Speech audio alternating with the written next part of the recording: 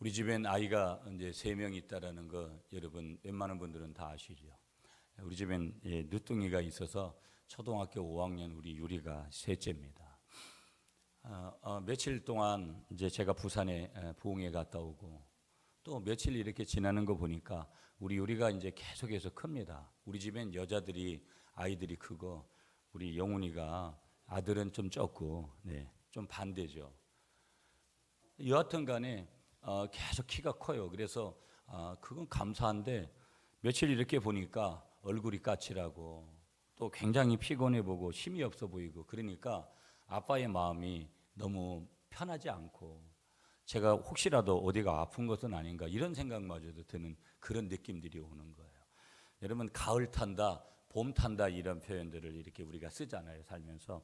그러면 밥맛도 없어지고 그때가 되면 우리가 지금 한절기거든요. 보면 저도 독감 예방을 맞아야 되는 대상자인데 여하튼 저는 항상 제 몸에 질병이 오거나 뭐가 오면 저는 첫째 조건이 뭐냐면 믿음으로 하나님 앞에서 낫고자 한다는 게 제 일관된 생각입니다. 무모한 것이 아니라 제 신앙 간증이고 그것이 하나님이 저를 통해서 주시는 그런 메시지거든요. 물론 의료적인 서비스나 뭐 약을 먹는 거나 이런 것들을 도외시한다라는 것들은 아니고 그러나 믿음을 전제로 해서 안 되는 것도 되게 하는 것이 믿음이니까 아멘이시죠. 그래서 항상 그런 것을 제가 가지고 있습니다. 그리고 제가 치유사역이나 이런 부분들을 또 다뤄가야 될 부분이 있기 때문에 그 부분은 저의 간증이어야 되고 그래서 더더욱이나 제가 그렇습니다. 여하튼 간에 다 사람들이 무조건 다 기적을 경험하고 치유를 경험하는 것들은 아니죠. 환절기가 되면 엄마들이 얼마나 힘든지 몰라요. 그래서 특히 어린 아이들이 탈수 증세를 보일 때 엄마의 마음은 얼마나 타들어가는지 몰라요. 막 물도 못 삼키고 어떤 때는 밥도 못 먹고 그런 아이를 쳐다보는 이 부모의 심정이라는 것은 정말로 이 가슴을 찢어 도려내는 듯한 그런 느낌들을 이렇게 가지게 되어지죠. 여러분 우리가 인생을 살아가는데 인생을 살아가는 사람들에게 있어서 열심히 사는 사람들에게 문제가 더 많이 생길 때가 있습니다. 무슨 말씀이냐면 자투리적인 문제는 열심히 안 사는 사람들에게 문제가 있는데 도리어 열심히 살아가는 사람들에게 근본적인 문제가 생길 수 있어요. 여러분 내가 열심히 그렇게 살았기 때문에 돈 번다고 했기 때문에 어느 날 건강도 돌아보지 않다가 보면 어느 날 암에 걸리고 어느 날 이런 경우들을 얼마나 우리가 많이 경험하는지 몰라요. 바삐 살았다는 이유 때문에 내가 좀 시간 틈이 없어서 건강검진도 한 번도 못 받고 그런 경우들이 되는 것이죠. 그래서 인생을 열심히 사는 사람들에게는 탈진이라는 번아웃이라는 이 달갑지 않은 손님이 찾아올 수가 있고 찾아온 경험들을 얼마든지 안다는 거예요. 여러분 교회 안에도 보면 누가 탈진하고 누가 힘들어하냐면 교회 일을 열심히 한 분들이 그렇게 해요. 그게 당연한 거예요. 이게 십자가의 흔적이거든요. 목회를 열심히 해서 탈진할 정도로다가 쓰러질 정도로다가 그렇게 했다면 어떻게 보면 후회할 게 없는 거예요. 그 나머지의 결과가 어떻게 됐든지 여러분이 탈진할 정도로 교회를 섬기고 예수님을 섬기고 하나님을 섬기고 또 여러분이 탈진할 정도로다가 내 인생의 삶을 살았다면 어찌 보면 후회할 수 없는 인생을 살았다라고도 우리가 그렇게 진단을 해도 과언이 아니라는 거예요. 교회 안에 열심히 안 한 사람이 탈진한 것은 그거는 그냥 자기 생각대로 살다가 그런 거예요. 굉장히 중요한 거예요. 내가 하나님 앞에 하나님의 교회를 위해서 하나님을 위해서 헌신하다가 탈진한 거와 내가 먹고 사는 문제 때문에 그냥 내 삶을 위해서 탈진한 것은 근본이 틀린 겁니다. 아멘이십니까? 그래서 항상 자기 자신을 점검해 봐야 돼요. 내가 이것이 조금 주를 위한 것인가 아니면 나만을 위한 것인가 이건 확실한 진단이 나와요. 거기에서 번아웃이라는 이 단어를 좀 찾아보니까 여러분 이 설교의 내용들은 예전에도 설교를 했던 부분에 상당 부분은 거기에 또 있는 거예요. 우리 인터넷 가보면 그 번아웃이라는 단어는 이렇게 설명할 수 있는 거예요. 감당기 힘들 정도로 오랜 기간 동안 너무 많은 사람들과 너무 무거운 책임감에 짓눌려 소진하고 많은 정서적 소진 현상. 이렇게 탈진이라는 단어를 갖다가 정의를 했어요. 그러니까 탈진의 원인에 대한 기계적인 설명은 그냥 우리가 일반적으로 알고 있는 그냥 이론적인 설명이 뭐냐? 탈진이라는 것은 여러분, 우리가 이제는 이 LED 등으로 바뀌었지만 형광등으로 하면 형광등이 가만히 있다 다 타버려 가지고 퍽 가져가고 그렇게 터져버리는, 꺼져버리는 그런 상태. 그래서 그 형광등이 퍽 하고 퍼져버려 가지고 갑자기 등이 나와가지고, 등이 나가가지고 주위가 어두워지는 그런 현상, 그걸 뭐라고 그러냐면 번아웃이라고 그런다는 거예요. 탈진했다 이 말이에요. 어느 날 내가 그렇게 안 왔는데 어느 날 몸을 움직이지 못할 정도로다가 무언가 내 몸에 갑자기 어떻게 일어서지도 못할 진땀이 나기 시작하고 어떻게 하지 못할 정도로다가 내 몸에 그런 어떤 현상들이 오고 내 안에 그 어떤 정신적인 안에서도 그와 맥을 같이 하는 그런 현상들이 나타나게 되는 거. 여러분, 어떤 때 보면 내가 다리에 힘이 빠지고 일어서지도 못할 정도로다가 그렇게 힘이 들 때가 있잖아요. 그 가만히 생각하면, 내가 가만히 생각하면 요일 때문에 그렇게 됐다라고 원인을 우리가 추적을 하지만 더 중요한 것은 내가 알지 못하고 이해하지 못하는 일들이 훨씬 더 많은 거예요. 그러니까 나는 요 정도밖에 스트레스를 안 받았다고 생각을 하는데 가히 폭발적인 그런 스트레스를 받았기 때문에 내 안에 그런 현상들이 오더라는 거예요. 아멘이십니까 여러분?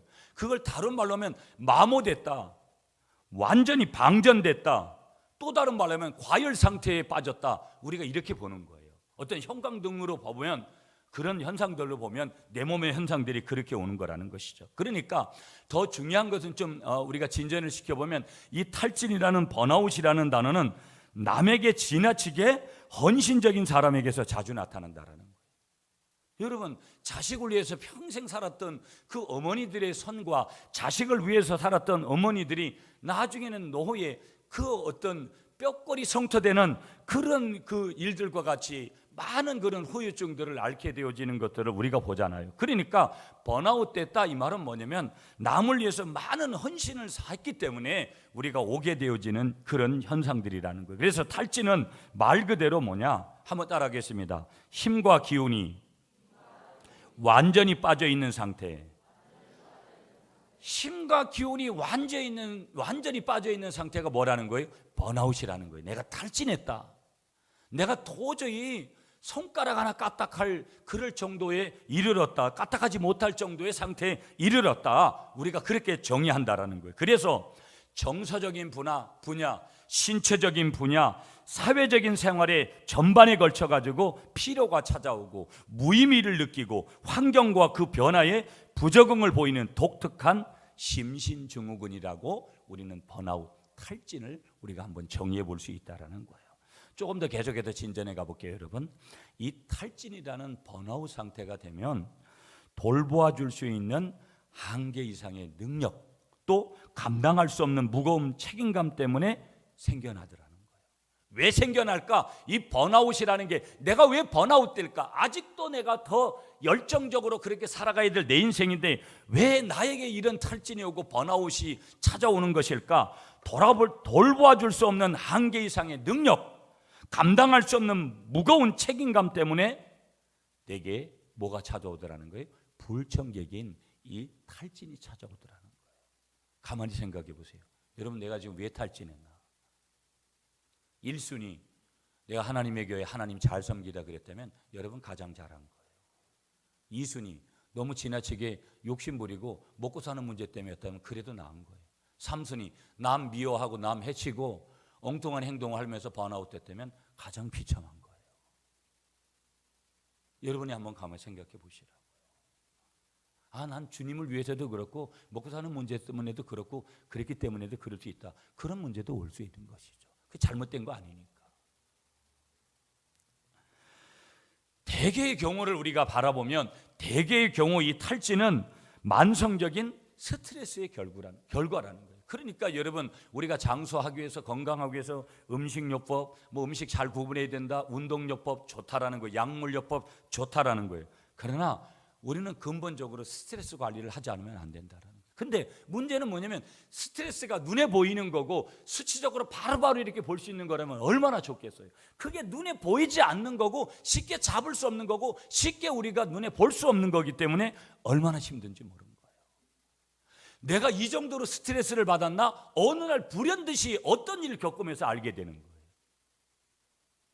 여러분, 저도 어젯밤에 거의 잠을 못 자고 왔어요.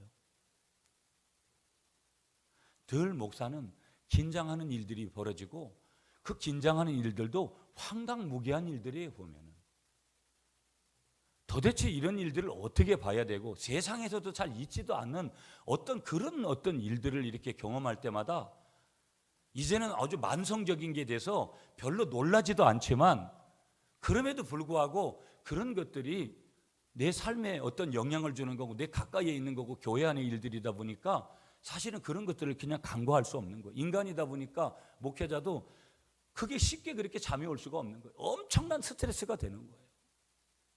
얼마만큼의 스트레스 양인지는 모르겠지만 여러분들도 한번 가만히 생각해 보세요. 직장 문제, 자녀 문제, 건강 문제, 물질 문제 등등해서 우리에게 찾아온 스트레스. 그래서 이 스트레스가 심하면 올바로 이해하고 판단 능력이 저하되고 유치한 행동을 하고, 잘 보세요 여러분, 타인과의 올바른 관계 유지가 힘들고 항상 피곤하고 우울증에 빠지기 쉽고 건강이 약화되더라는 거예요. 그래서 항상 보면 사람이 냉소적이고 환멸감을 느끼고 심지어는 항상 자기 자존감이 높아야 되는데 항상 자기 비하, 자기를 별 볼 일 없는 사람이라고 항상 여기는 거예요.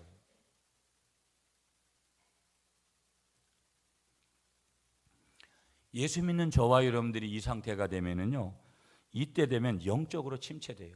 예배도 싫고 기도도 싫고 찬양도 싫고 교회도 싫은 거예요. 한마디로 만사가 귀찮아지는 거예요. 영적인 것이든 육적인 것이든. 하나님과의 나와 나 자신, 나와 세상과의 관계가 일시적으로 어떤 현상이 오냐, 단절이 되거나 왜곡되는 현상들을 가져오더라는 거예요. 탈진은 한마디로 표현하면 너무 높이 오르려는 데서 오는 위험이더라는 거예요. 여러분 한번 가만히 생각해 보세요. 우리가 너무 높이 오르려고 하다가 모험을 하잖아요. 한마디로 무리를 하잖아요. 내가 물질에 무리를 하든 내 몸에 무리를 하든 생각에 무리를 하든 가족들을 통해서 무리를 하든 너무 높이 오르려는 그러한 데서 오는 위험, 그게 뭐라고요? 탈진이라는 거예요. 탈진, 번아웃. 여러분 옛말에 이런 말 있죠? 뱁새가 황새를 따라가면 뭐가 찢어진다고요? 다리가 찢어진다는 거예요. 다리가 찢어진다. 이 말의 뜻이 뭐예요? 힘겨운 것을 하면 해롭다라는 거예요. 좋은 것도 너무 지나치면, 아무리 건강에 좋은 것도 너무 지나치게 되면 그게 반대로 독이 될 수 있다는 것이죠. 얼마든지. 그래서 탈진은요, 변화를 위한 노력을 계속하던 끝에 또 실패했을 때 찾아오기도 하지만 언제도 찾아오냐면 내가 임무를 완수한 후에 찾아오기도 하는 거예요. 내가 실패했을 때도 찾아오지만 모든 일을 마무리를 다 잘했는데도 그때도 찾아오더라는 거예요. 참 놀라운 거죠. 엄마가 임신해서 10달을 아기를 품고 생활하는 것도 어렵지만 내가 아기를 낳았는데 아무 문제도 없을 것 같은, 이제 순산했는데 그때 우울증이 찾아오고 탈진하는 그런 현상들이 우리에게 찾아오는 거예요.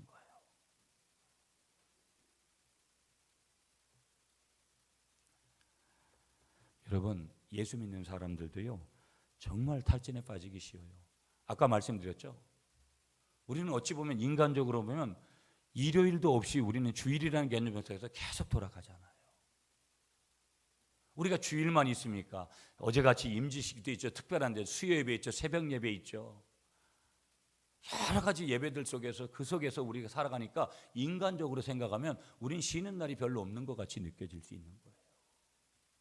그래서 어찌 보면 우리도 탈진에 빠지기 쉬운 사람들인 거예요. 그 이유가 뭐냐? 이상주의적이고 완벽주의적인 열망, 그리고 높은 기대치를 우리들도 여전히 가지고 있기 때문에 그런 거예요.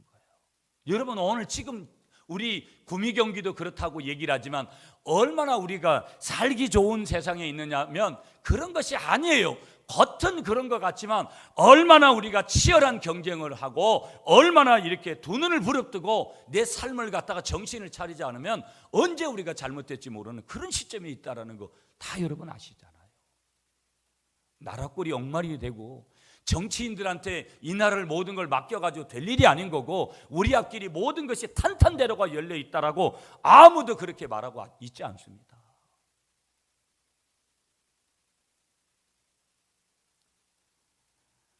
남을 돕는 직업에 종사하는 사람들이 대부분 탈진 상태에 빠진다고. 아까 교회를 열심히 섬기는 사람들이 더 번아웃되기 쉽다고 말씀드렸고요. 교회에서 섬기는 그룹의 성도들에게 많이 찾아오는 것이 뭐냐? 번아웃이라고 말씀드렸습니다. 지난 4일 동안 부산에 예전교회라고 저희 교회가 선교대 해주는데 개척한 교회예요. 그 목사님이 큰 교회에 계시다가 10년 봉사하고 개척을 한 교회인데 생각보다도 더 교인들이 그렇게 많지가 않았어요. 그래도 정말 은혜스러운 집회였어요. 제가 7번 말씀을 전하고 엘레브라는 수영로 교회에 그 수영로 교회가 호텔을 사가지고 15층짜리 호텔을 사가지고 그것을 게스트하우스로 선교사님들이나 아니면 일반 분들한테 그렇게 이용할 수 있도록. 근데 아무나 거기 이제 잘 이용 잘 안 되더라고요. 여하튼 그 14층이었는데 제가 쓰는 숙소가 오전 11시 집회하면 1시에 마치고 저녁 8시 집회하면 10시 가깝게 되면 마치는 그런 시간이죠. 찬양하고 이렇게 하니까. 그러면서 정말 많은 사람들이 그렇게 은혜를 또 받고 그래서 참 부흥회를 가면서 부흥사는 불러주는 데 없으면 그건 부흥사가 아니에요. 그런데 정말 이번엔 말씀 집회만 했거든요. 제가 기도 사역이나 다른 사역들은 안 했어요. 그러니까 저는 얼마나 좋은지 모르겠더라고요. 나머지 사역하면 굉장히 힘들고 그런데 이제 말씀 사역만 하니까 1시간에서 1시간 반 정도 말씀만 전하면 되니까 정말 좋았어요. 그리고 다른 교회 부흥회를 인도하러 갈 때 여러분이 제 부흥회 인도하는 것을 보신 분들도 상당수 계시지만 아직까지 우리 장로님들도 그렇고 제 부흥회 인도하는 거 안 보셨을 거예요.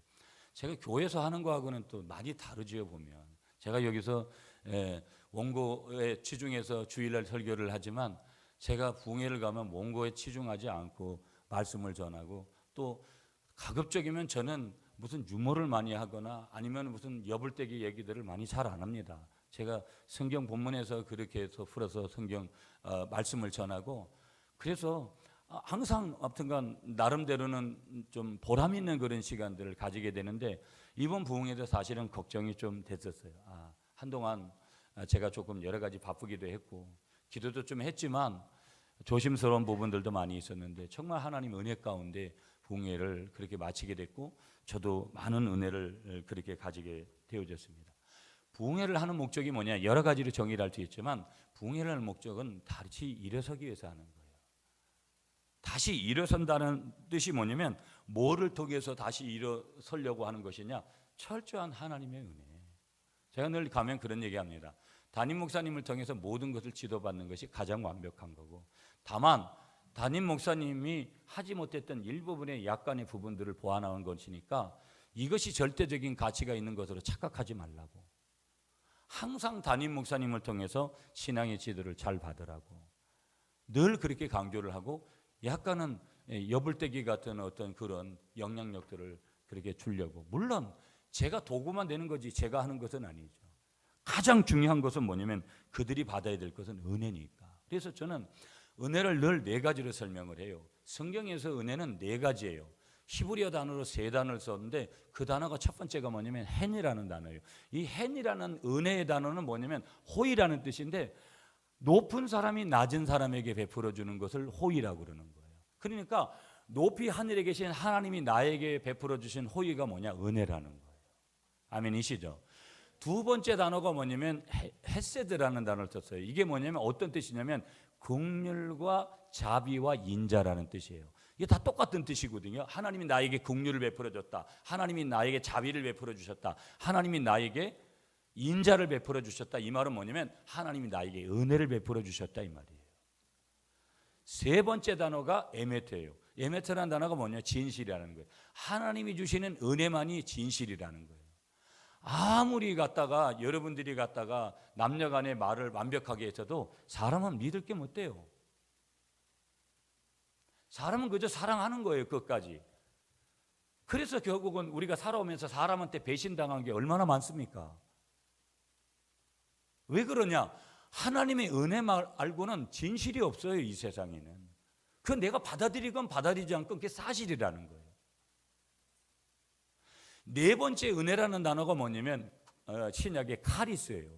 뭐냐면 이 카리스라는 단어는 주님의 사랑으로 채워진 마음, 하나님의 마음으로 채워진 마음이 은혜라는 거예요. 신약의 카리스라는 단어라는 거예요. 그러니까 부흥회를 하는 목적도 여러분이 지금 주일에 예배를 드리는 것도 하나님 앞에 영광을 드리는 거죠. 무엇이든지 그게 먼저가 돼야 돼요. 내 영과 마음과 몸과 물질과 이 모든 시간을 통해서.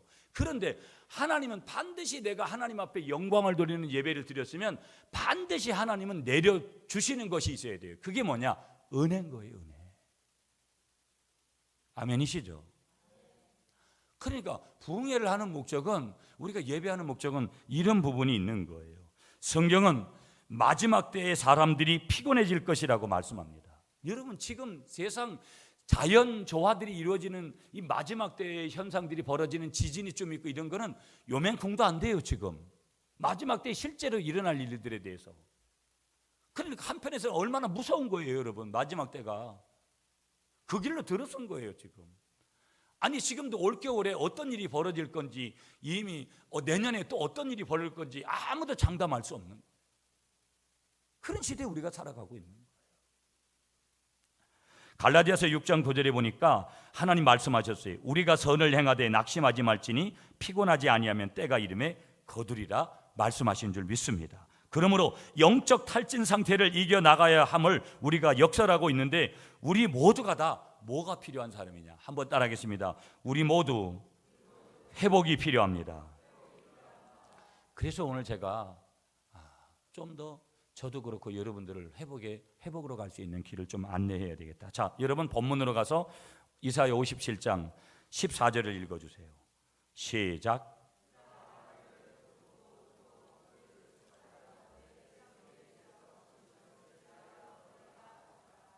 네, 거기 뭐라 그래요? 거치는 것을 제하여 버리라. 거치는 것이 있더라는 거예요. 여러분, 지금 여러분에게 거치는 것이 뭡니까? 저에게도 있습니다. 거치는 것이 있잖아요. 거치는 것을 제거해야 되는데 내 마음대로 안 되는 거예요. 그것이 사업이 됐든, 그것이 가정 문제가 됐든, 신앙의 문제가 됐든, 자식의 문제가 됐든 그런 게 있잖아요. 그러면 거치는 것을 제거하라는 이 성경의 히브리의 원문의 뜻을 찾아보니까 설교를 준비하면서 이런 뜻인 거예요. 여러분 한번 따라하겠습니다. 장애물을 들어올려라. 여러분, 차를 타고 가는데 도로에 뭐가 딱 막혀 있는 거예요.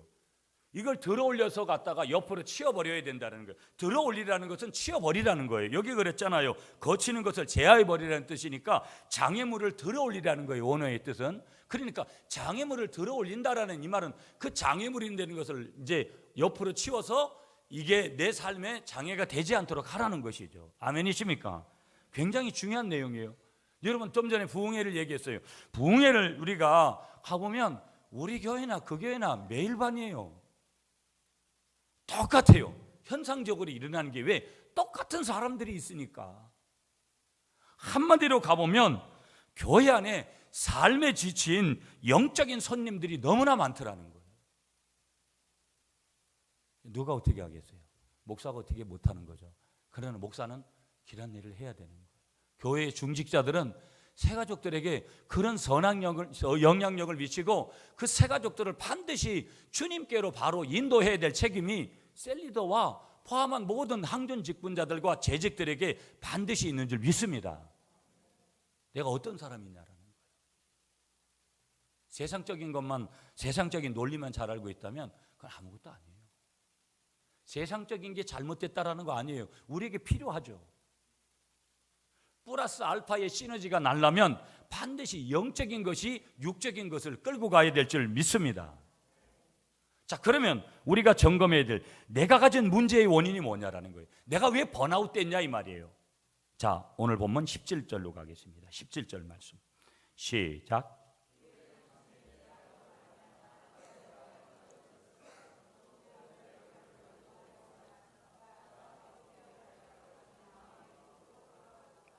자, 내가 가진 문제의 원인, 내가 왜 탈진했느냐? 나의 죄성 때문에 그렇다라는 거예요. 그 죄성 중에 17절에 보면 그 죄성 안에 자리하는 한 단어, 부정적인 게 뭐냐? 한번 따라하겠습니다. 탐심. 그 탐심이라는 단어를 제가 좀 해석해 보니까 이런 거예요. 탈법적이고 부정적인 방법으로 남의 물건을 가로채는 것. 그러니까 내 것이 아닌 남의 것을 가로친 부정적인 방법으로, 탈법적인 방법으로 그렇게 남의 것을 가로챈 것, 그것이 뭐라는 거예요? 탐심이고 그게 나의 죄라는 거예요. 그 나의 죄 때문에 내가 어떤 때는 번아웃 된 거예요. 여러분, 어떤 때는 그러잖아요. 너 때문에, 뭐 자기 부인 때문에 그랬다고, 자기 남편 때문에 그랬다고, 나는 누구 친구를 잘못 만나가지고 그랬다고. 얼마든지 그런 조건도 외형 조건으로 될 수 있는 거예요. 그렇지만 우리가 예수 믿는 사람들이니까 우리는 내가 왜 이렇게 번아웃 됐을까? 여러분, 목사님 저도 그럴 때가 있거든요. 그러면 분명히 뭐가 문제냐면 하나님과의 관계, 죄의 문제는 하나님 관계에서 푸는 거니까 결국은 하나님 앞에서 잘못된 게 있다라는 거예요. 그것이 원죄가 됐든 자범죄가 됐든 원죄는 이미 해결받고 살아가는 우리들이니까, 조상죄도 어느 정도는 해결받고 살아가는 문제니까 그게 자범죄에서 온 거라는 거예요.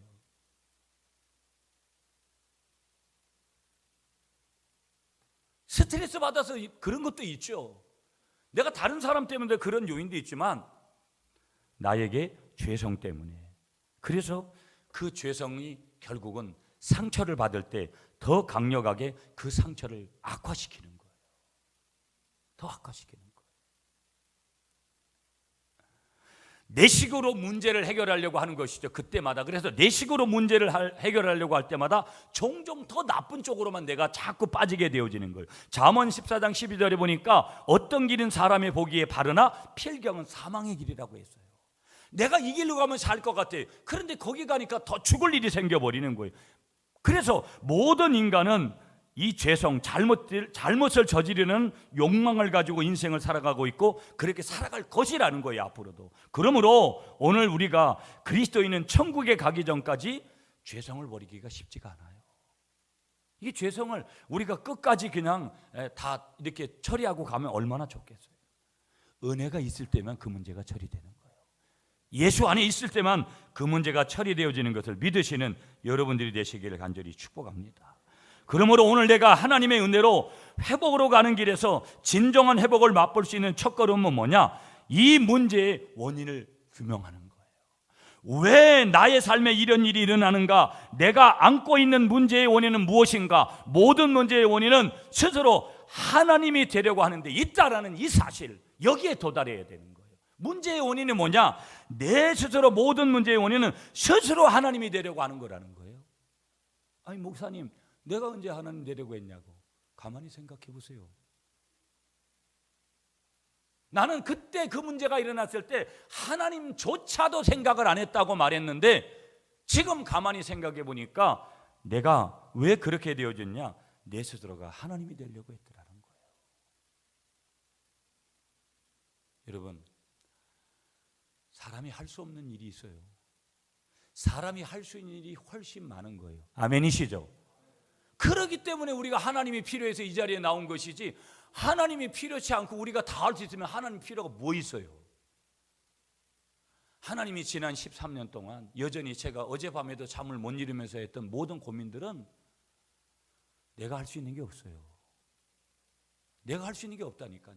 앞으로도 이런 일은 수없이 만나고 제가 경험하는데 내가 할 수 있는 게 없다니까요. 그냥 기도하고 하나님의 은혜를 구할 뿐이에요. 다만 이 교회 담임 목사로서 제가 목회 철학 가운데 어떤 것이 하나님의 뜻인가를 구해서 내가 해야 될 역할들을 할 뿐이죠. 한 가지라도. 나머지는 하나님의 영역인 거예요. 여러분은 어떠세요? 안 그렇습니까? 다 마찬가지죠.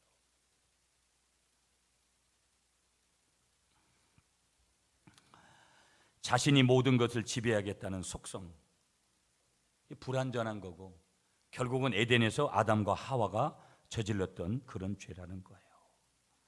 우리는요, 가만히 생각해 보세요. 어떤 형태로든지 하나님처럼 행동하려고 한다라는 거예요.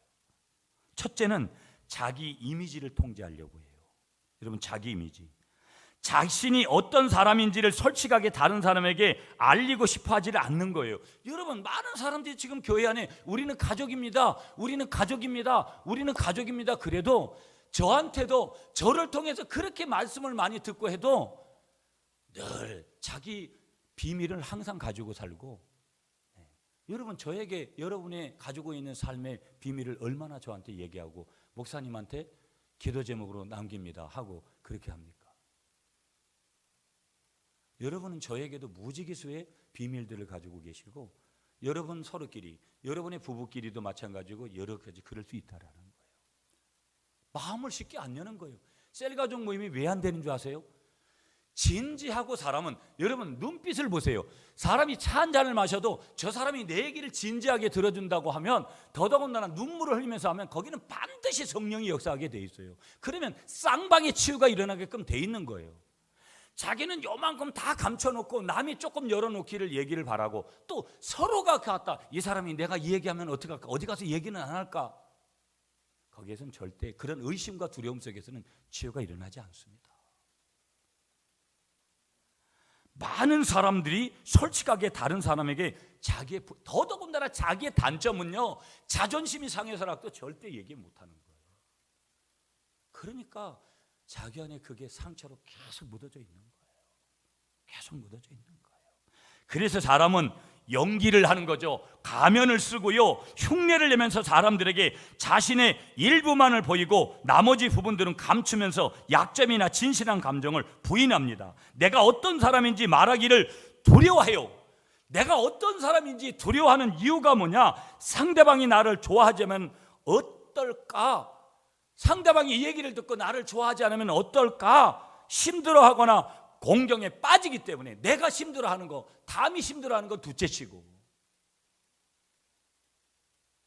그래서 우리는 감추려고 하고 자기 이미지를 조작하려고 한다는 거예요. 자기 이미지를 통제하려고 해요, 하나님처럼 행동하면서. 두 번째, 다른 사람을 통제하려고 해요. 그래서 그 속에서 나오는 게 뭐예요? 처세술이에요. 처세술.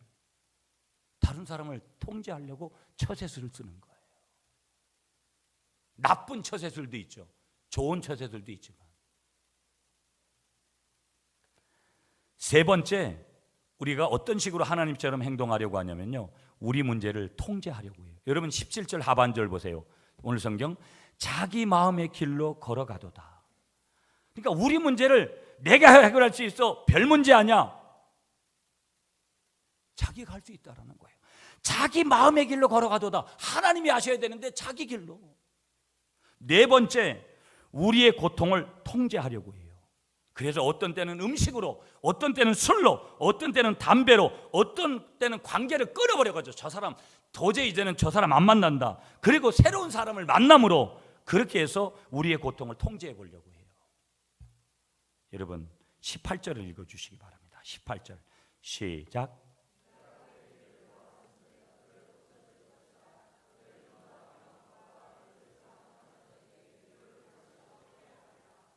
아멘. 보세요. 나는 하나님이 아니에요. 그래서 나는 스스로 회복될 수 없어요. 아멘이시죠? 무슨 얘기예요? 이 사실을 부인하지 않아야 되는데 이것이 첫걸음이라는 거예요. 회복으로 가는. 나는 아무것도 아닙니다. 그러나 나에게 이런 일이 있습니다. 누가 하신다라는 거예요? 내가 그랬어요. 18절에. 내가 누구예요? 하나님이. 여러분의 잘못되어진 가정들과 관계와 사업과 이런 모든 관계들, 이거 누가 해결할 수 있습니까? 이 교회를 담임하고 있는 저도 해결 못해요. 우리 모두의 문제는 우리 주님만이 해결하실 줄 믿으시는 여러분이 되시기를 축복합니다. 자, 그러면 내가 하나님의 역할을 할 때 어떤 결과가 생기는지 간단하게 보면, 우리가 하나님의 역할을 하려고 할 때 항상 일어나는 네 가지 문제가 뭐냐면, 시간이 없어가지고 두려움이 생겨요. 첫째는 우리에게 두려움은 절대 우리가 하나님을 대신할, 그러니까 사단이 역사하는 거죠. 그 속에는. 두 번째, 좌절이 생겨요. 세 번째, 피로가 와요.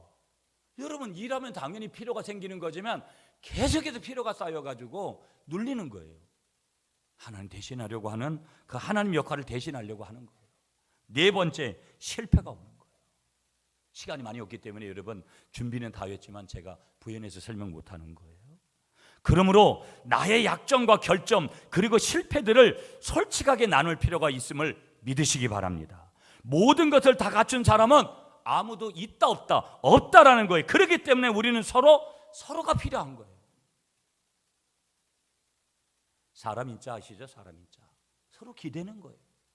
여러분 갈릴리 교회 오면 서로 기대해야 되는 거예요.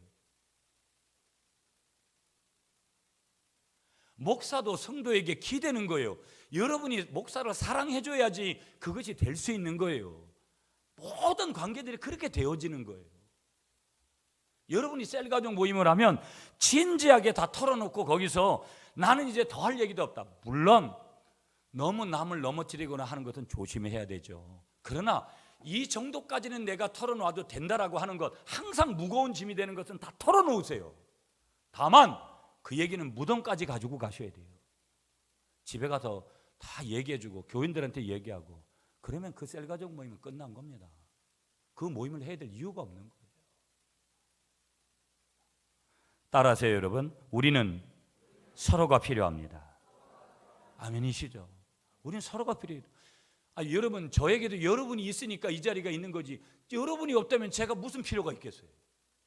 여러분도 마찬가지인 거예요. 여러분의 아내, 여러분의 남편 부족할 수 있고 자녀들 부족할 수 있습니다. 부모님이 부족할 수 있습니다. 여러분의 친구들이 부족할 수 있습니다.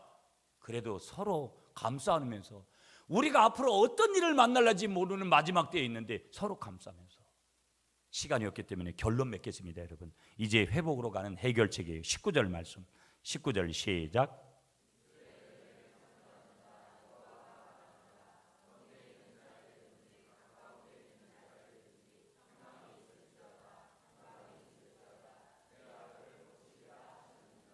아멘.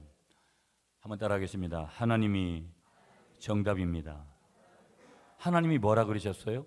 이 전체적인 오늘 본문의 말씀을 통해서 14절부터 21절까지를 통해서 인도하시고 고치시겠다고 뭘 하시냐? 약속하셨어요. 그러니까 저는 그런 거예요. 여러분 제가 어제도 정말 좋은 날이었어요. 그렇지만 제 마음은 잠을 왜 못 이뤘을까? 여러분 저에게도 이유가 있는 거예요. 그래도 저는 다른 내가 할 수 있는 일이 없어요. 그냥 하나님 앞에 하나님이 하시도록. 왜? 하나님의 약속이 있으니까. 이 갈릴리 공동체가 내가 아니면 안 되겠지 여러분들이 그래도 하나님이 하시거든요. 여기 성령의 역사가 있느냐 성령의 임재가 있느냐. 여러분 중요한 것은 성령님은 우리 안에 오시면 구약의 성령님은 오시면 내주하시는 거예요. 그 내주하신 성령님의 역사가 더 임하면 성령의 임재가 와요. 성령의 임재가 더 강력하면 성령의 기름 부으심이 오거든요. 이런 역사가 있느냐 없느냐가 중요하지 사람들이 어떻게 하느냐 저떻게 하느냐. 내가 여러분들 매일 비유나 마치고 여러분들 따라서 그렇게 가면 하나님이 그런 것들을 더 좋아하시냐면 그러지도 않아요. 왜? 리더십은 리더십으로서의 역할을 해야 되고 선포되는 말씀은 선포되는 말씀으로 여러분이 받아야 되는 거고 무슨 얘기를 여러분에게 드리는 거냐면 우리가 정말 하나님의 약속을 붙들고 가면 이 교회 문제든 사업 문제든 직장 문제든 자녀 문제든 건강 문제든 모든 것이 거기에서 풀려지는 줄 믿습니다. 왜? 거기 그렇게 하시겠다고 약속하시잖아요. 아멘이십니까? 그러므로 우리가 한 가지 할 일은 내가 할 일은 뭐냐? 한번 따라하겠습니다. 나의 무력함을 인정하는 것입니다. 아멘이십니까? 시간이 많이 돼서 여러분 찬양도 제가 준비를 하고 여러 가지 됐는데 오늘 이 정도로 말씀을 전하면 오늘 여기에 대한 내용들을 좀 이렇게 전한 것 같아요. 여러분 다 힘들어요. 안 힘든 분이 없다고요. 그렇기 때문에 교회 오면 말 한마디라도 얼굴 표정이라도 마음 씀씀이라도 뭐든지 여러분 먹을거리가 있으면 여러분 박성 공동체도 마찬가지인 거예요. 내가 조금 물질이 있으면 1년에 한두 번은 교인들을 갖다가 한 번씩 이렇게 식사도 대접하고 얼마든지 할 수 있습니다. 그런 공동체에 하나님의 은혜가 있는 거예요. 막 몇 시간씩 와서 기도하고 뭐 몇 떡을 뭐 말씀을 읽고 좋습니다. 그런 것이 잘못됐다라는 게 아니에요. 오늘 이 시대에 하나님은 실제적인 삶의 현장에서 일상에서 우리가 깨어있는 예배도 중요하고 여러 가지도 중요하지만 꼭 내가 직분이 되어졌다를 떠나서 내가 한 사람의 하나님의 자녀로서 이 약속을 믿고, 여러분 어떤 경우에도 회복, 그것은 또 다른 은혜라는 거. 내가 회복돼야, 어떤 때는 힘들고 어렵게 됐으면 빨리 회복을 해야지 나도 살고 남도 사는 것 아니겠어요? 그 자리에 지절해서 번아웃 돼가지고 계속 나도 힘들고 남도 힘들면 교회도 안 되고 가정도 안 되고 직장도 안 되고 모든 것이 안 되는 거예요. 하나님의 영광 가려우는 거예요.